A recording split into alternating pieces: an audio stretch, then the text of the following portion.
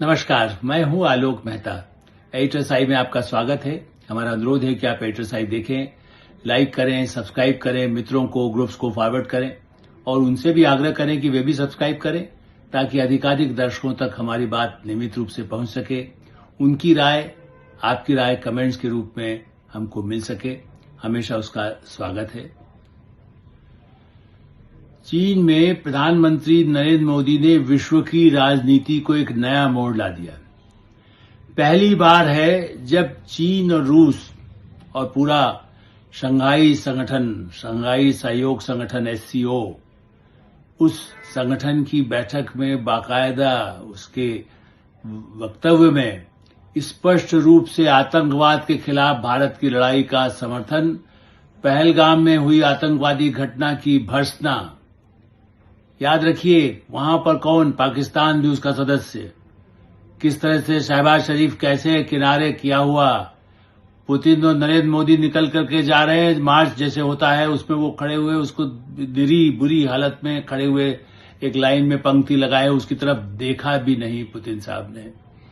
Xi Jinping के साथ जो लंबी वार्ता हुई, 1 घंटे से अधिक चली, उसमें प्रधानमंत्री नरेंद्र मोदी ने आतंकवाद का मुद्दा बहुत जोर शोर से उठाया और उसमें बाकायदा साफ कहा कि जो संगठन है सुरक्षा, उन्होंने तो 3 फार्मूला भी आज स्पष्ट कर दिया संगठन में बीच में भी कि ये शंघाई सहयोग संगठन तो है, उसको उन्होंने नई परिभाषा दे दी। S फॉर सुरक्षा, सिक्योरिटी, C फॉर कम्युनिकेशन, और आप किस तरह से ऑर्डर जो बदलना है उस सारे स्थितियों को लेकर उन्होंने एक नया आयाम बनाया है। कैसे हम आपस के संबंधों को बढ़ा सकते हैं, संवाद के जरिए, सहयोग के जरिए। और ये एक जो नई परिभाषा उन्होंने की, उसके साथ आतंकवाद पर जो बोला है, लोगों को मालूम नहीं था। कांग्रेस के नेता और विरोधी तो कह रहे थे कहाँ हैं, कल 1 दिन पहले तक कहाँ हुआ, वहां पर आतंकवाद की चर्चा करने की हिम्मत कर रहे हैं कि नहीं कर रहे हैं। कांग्रेस के नेता जयराम रमेश एंड कंपनी, खड़गे साहब और दुनिया, उनके जो पार्टी के समझदार राहुल गांधी के जो सलाहकार हैं, वो पहले से ही टिप्पणियां और ऐसी बहस कर रहे थे कि जिसको कहें कि शर्मनाक, भारत के बजाय वो ऐसी विदेशी भाषा बोल रहे थे। जबकि अलग बात है कि चीन के साथ खुद कांग्रेस पार्टी का समझौता था। बहरहाल इस समय इस बात पर रेखांकित किया जाना चाहिए कि ये एक विश्व, क्योंकि G20 में आतंकवाद का विरोध होता है, ब्रिक्स में आतंकवाद की चर्चा होती है, G5 हो, G7 हो, हर जगह जहां मौका भारत को मिला है, भारत ने उन मुद्दों को उठाया और उन देशों ने, खासकर वेस्टर्न, वो तो प्रभावित है, ब्रिटेन, फ्रांस, अमेरिका, ऑस्ट्रेलिया, वहां बीच में जो आतंकवादी घटनाएं, चाहे वो पाकिस्तान के ही तो हैं, वहीं से निकले हुए तालिबान, यदि पहले जिस 9/11 आप यदि कहेंगे तो उसको याद करते हैं अमेरिका, लेकिन उसका भुक्तभोगी है। ये अलग बात है कि उसने लुन्नों को प्रश्रय दिया, पाकिस्तान को हथियारों की मदद आज भी कर रहा है, भारत पर टैरिफ 50% लगाया। लोगों ने सोचा था कि खाली टैरिफ का जवाब है, मैं ये नहीं मानता। मेरा मानना है कि जिस तरह से हाथी अजगर, ड्रैगन जो उसका सिंबल है चाइना का, भारत, ये दोस्ती मैंने 10 साल पहले 2014 में मैंने जो लेख लिखा, उसका शीर्षक यही था कि हाथी अजगर झूम रहे हैं। शुरुआत की थी प्रधानमंत्री नरेंद्र मोदी ने, बार बार व्यंग किया जा रहा था कि वो झूला झुलाया, लेकिन हाँ देखिए बीच में उतार चढ़ाव आए। जिस तरह से उसने भी, चीन ने हरकत की और उसके बाद जिस तरह का उसने पाकिस्तान को मदद करता रहा, और हम ये नहीं कह रहे कि कल उसकी मदद बंद हो जाएगी या उसका पूरा रास्ता, चूंकि अमेरिका के चंगुल से निकालने के लिए चीन भी वहां सक्रिय रहता है और अमेरिका चीन के चंगुल से निकालने का, तो अंतर्राष्ट्रीय राजनीति में कठपुतली, भीख मांगना, कर्ज पर लेना पाकिस्तान है। हम पाकिस्तान को उतना महत्व भी नहीं दिया जाना चाहिए। अब तो मैं तो ये मानता हूं कि ठीक है, आतंकवाद की बात की गई, पाकिस्तान का नाम लेने की आवश्यकता नहीं है। जो दुनिया जान रही है कि दुनिया में सबसे बड़ा आतंकवाद का कौन गढ़ बना हुआ है, पूरा देश आतंकवाद के नाम से बदनाम हो रहा है। चूंकि मैं तो मानता नहीं कि सारी जनता उसी होती, लेकिन जिस तरह से वहां का ISI, वहां की, ऐसी स्थिति में ये SCO की सबसे बड़ा, भारत के साथ अच्छे संबंधों की प्रगाढ़ता के लिए शी जिनपिंग के साथ बात होना। व्लादिमीर पुतिन, जिनको लोग सामान्य तरह, ट्रंप भी अपने लाने की कोशिश करते हैं, लेकिन पुतिन ने हर बार जितनी तारीफ की है प्रधानमंत्री नरेंद्र मोदी को, इस बार भी जो गेस्चर दिखाया, फिर सबके सामने जो सार्वजनिक हुआ, उसके बाद अलग से जो बैठक पुतिन साहब के साथ हुई है, चीन में, ये भी एक अपने आप में एक महत्वपूर्ण संकेत देता है। अब यूक्रेन के लिए क्या करेंगे नहीं करेंगे, निश्चित रूप से भारत तो शांति चाहता है। भारत तो कब से कह रहा है कि युद्ध कोई भी रास्ता नहीं है, शांति का ही पहल हमेशा भारत करता रहा है। आज जब हम पंचशील की भारत के सिद्धांतों की बात करते हैं, उस एरा की आजादी के बाद के प्रारंभिक 10 वर्षों का, लेकिन आज सही माने में भारत एक ऐसा केंद्र बन गया है और भारत के प्रधानमंत्री ने पिछले 10-11 वर्षों में जो एक विश्व की राजनीति में परिवर्तन लाए, ये ठीक है कि पाकिस्तान ने आतंकवादी हमला किया, हमने उससे भी बात करने की कोशिश की थी, नवाज शरीफ के साथ भी नरेंद्र मोदी ने किया, पहले अटल बिहारी वाजपेयी ने किया था। तो लेकिन चीन का इस तरह का नहीं था।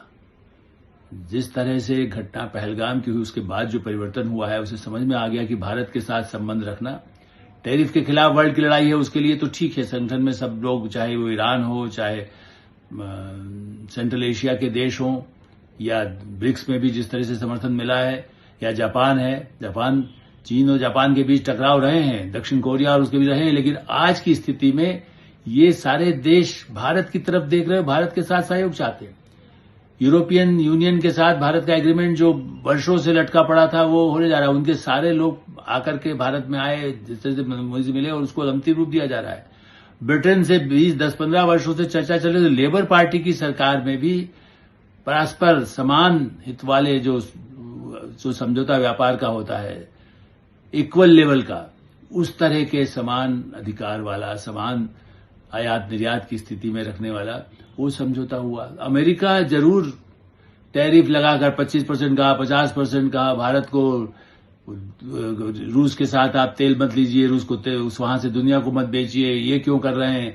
ये डिक्टेशन अमेरिका का कैसे बर्दाश्त होता है? भारत के संबंध तो ईरान इजराइल दोनों से हैं, भारत के संबंध यूक्रेन से, यूक्रेन के जेलेंस्की ने खुद फोन किया कि गई आप बात करने वाले हैं, ये तो गेस्चर है। ये अलग बात है कि भारत कोई इस तरह का कोई मध्यस्थता की भूमिका नहीं निभाना चाहता, भारत खाली शांति की बात करता है। और यूक्रेन हर बार ये किसी भी कोई सम्मेलन में हो रहा होता है, दिखाता है कि देखिए हमारी बात सुन लीजिए, उनको शांति के लिए कहिए, जबकि यूक्रेन भी अमेरिका की कठपुतली, चुकी उन्होंने जिस तरह से जेलेंस्की को व्यवहार किया, उसके बाद तो अमेरिका के चक्कर में नहीं पड़ना चाहिए था। और भारत अब भी ये नहीं मानता है कि कोई ये स्थायी है। और मेरा भी मानना है, जो पुराने वर्षों से हम देखते रहे इंदिरा गांधी के काल से, वो अप एंड डाउन तो अमेरिका का चलता है। अमेरिका यही करता रहा है कि जब भी कुछ हुआ भारत के साथ उसका विरोध भी करेगा, फिर संबंध लाना चाहता है। तो हम डोनाल्ड ट्रंप जो भी दादागिरी कर रहे हैं, वो कितने, उनका 4 वर्ष का कार्यकाल होता है दोबारा। पहले कार्यकाल में भारत के साथ संबंध, मुझे जिताने के लिए जो कुछ करिए। इस चुनाव में जरूर उनका साथ इसलिए नहीं दिया कि कमला हैरिस भी वहां खड़ी थी, भारत के प्रधानमंत्री ने जाकर के उस समय उनका निमंत्रण नहीं आया। और बाद में तो वो तो मुनीर को, आतंकवाद के सबसे बड़े आका को, मुनीर जो कहने को सेनाध्यक्ष है, लेकिन वही तो आतंकवाद को सबको प्रोत्साहित करते रहे, उसको बाकायदा व्हाइट हाउस में बुला के खातिर डिनर करने लगे ट्रंप। उसके बाद दुनिया समझ गई कि ये क्या कर रहे हैं। कनाडा जो उनका साथी था वो विरोध में है। जापान ने उनके साथ समझौता करते करते वो अमेरिका से अटक गया है, उसको लगा कि नहीं, जल्दबाजी, उससे कोई समझौता उसके दबाव में हम नहीं करेंगे, क्योंकि जो उसके सबसे अच्छे मित्र थे उनको भी, ऑस्ट्रेलिया भी आज भारत के साथ है। ऐसी स्थिति में पूरी विश्व की आर्थिक और सामरिक रणनीति में भारत की भूमिका, हम ये नहीं करें कि वेस्ट के साथ संबंध खत्म होंगे, वेस्ट के साथ रहेंगे, यूरोप के साथ, अफ्रीका के साथ, एशिया के देशों के साथ, खाड़ी के देशों के साथ, ईरान के साथ, सऊदी अरब के साथ, संयुक्त अरब के साथ। यही तो प्रधानमंत्री नरेंद्र मोदी और भारत सरकार, देखिए गृह मंत्री अमित शाह कश्मीर में जाकर के हर स्थिति को निमंत्रण कर रहा है, चाहे वहां बाढ़ का संकट आए या और कोई प्राकृतिक आपदा हो, चाहे वहां के प्रशासन की बात हो, आतंकवाद से लड़ने के लिए जो हमारे सुरक्षा बल काम अभी भी कर रहे हैं, जो वहां पर छुपे हुए घुसपैठिए कहीं से पहुंचता है, उस पर एक अलग काम चल रहा है। तो मुझे ऐसा लगता है कि जो चीन की इस बैठक पे काम हुआ है, वो भारतीय राजनीति नहीं, विश्व की राजनीति का एक नया मोड़ है, और इसके दूरगामी परिणाम भी होंगे, केवल टैरिफ वार के लिए नहीं। ठीक है, ये बात भी सही है कि सुरक्षा के मामलों में हम एकदम आंख मूंद करके नहीं रह सकते। प्रधानमंत्री ने इस बात को भी कहा कि हमारी सुरक्षा प्रमुख है। सीमा पर शांति रहना चाहिए, उसके लिए पहले भी जो बैठक हुई हमारे सेना के उन लोगों के बीच में भी, कमांडर्स के बीच में भी हुई है, कई वार्ताएं हो चुकी। फिर उनके विदेश मंत्री भारत आए, तब भी उनसे बात हुई है। भारत के रक्षा सलाहकार अजित डोवाल साहब, उनकी बातचीत हुई है। तो अब हम जहां हैं वहां रहें और सीमा की बातचीत शांतिपूर्ण आगे चल करके उस विवाद, पहले भी वैसे चीन कहता रहा है लेकिन बाद में हरकत करता है, लेकिन साहब अब ये फैसला लगभग चीन ने अपनी तरफ से पहल की है। राष्ट्रपति द्रौपदी मुर्मू को खुद स्वयं पत्र लिखा और उसके बाद आग्रह किया कि 75 साल भारत और चीन की मैत्री के हैं तो हमें बढ़ाना है, हम साथ में शांति और सहअस्तित्व के साथ रहना चाहते हैं। तो भारत भी यही कहता है, शांति, सहअस्तित्व, सुरक्षा, आतंकवाद में आप पाकिस्तान का साथ न दें और ऐसी कोई स्थिति न हो जिससे कि हमारे आपके बीच में तनाव बढ़े। यही भारत का संदेश चीन में वहां रह करके है, उसके बाहर है, अंदर है, उसमें कोई छुपा हुआ नहीं है। उस लड़ाई को कभी रुकने वाली नहीं है जो प्रधानमंत्री नरेंद्र मोदी ने घोषणा की है। और इसलिए व्यापार बढ़ेगा चीन से। आज बैटरीज के लिए जो आवश्यकता होती है, मैग्नेट, उस तरह की जो आवश्यकता है दुनिया में, आप अमेरिका पर निर्भर नहीं रह सकते। टेक्नोलॉजी में भी ठीक है, प्रतियोगिता उसके साथ होगी, अमेरिका के साथ भी प्रतियोगिता, और अमेरिका के साथ चीन के भी संबंध आज भी बने हुए हैं, रूस के साथ भी बने हैं। वो तो खाली हम लोगों को डिक्टेट करता है अमेरिका, या पश्चिमी देशों को भी करता है कि आप रूस के साथ क्या संबंध रखें। भारत हर क्षेत्र में हर साथ अपने जो एक अपनी नीति बनाई हुई है, भारत का हित, इंडिया फर्स्ट, वो पॉलिसी जारी रहेगी। आत्मनिर्भरता की तरफ कदम है, चाहे वो टेक्सटाइल का मामला हो, उसमें भी कठिनाई आएगी। एक्सपोर्ट अभी चूंकि अमेरिका ने जो टैरिफ लगाया है, लेकिन उसके लिए सेंट्रल एशिया साथ हो सकता है, वहां पर भारत का व्यापार बढ़ सकता है, अफ्रीका के साथ बढ़ सकता है, और जिन देशों के साथ, अमेरिका के साथ भारत के टैक्स में भी कुछ कमी आएगी।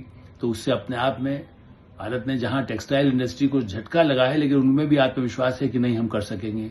चाहे डायमंड का व्यापार हो, जबकि फार्मास्यूटिकल्स में उसने टैरिफ नहीं लगाया क्योंकि उसको जरूरत है दवाइयों की, भारत की जेनेरिक दवाइयों की। उसको तो अपना दबाव बनाना होता है कि हथियार हमसे खरीदिए। अमेरिका चाहता है कि सब, हम चीन से भी लड़े, हम पाकिस्तान से तो लड़ ही रहे हैं। ऐसी स्थिति में सुरक्षा, शांति, समृद्धि, यही एक सबसे बड़ा नारा है जिसके लिए प्रधानमंत्री नरेंद्र मोदी ने जो बिगुल वहां फूंका है, इसके दूरगामी परिणाम होंगे। एटोसाई में हम यही विराम देते हैं। आप एटोसाई देखते रहें, लाइक करें, सब्सक्राइब करें, मित्रों को, ग्रुप्स को फॉरवर्ड करें, और आपकी कोई राय हो तो उससे भी हमें अवश्य अवगत कराएं। धन्यवाद, नमस्कार।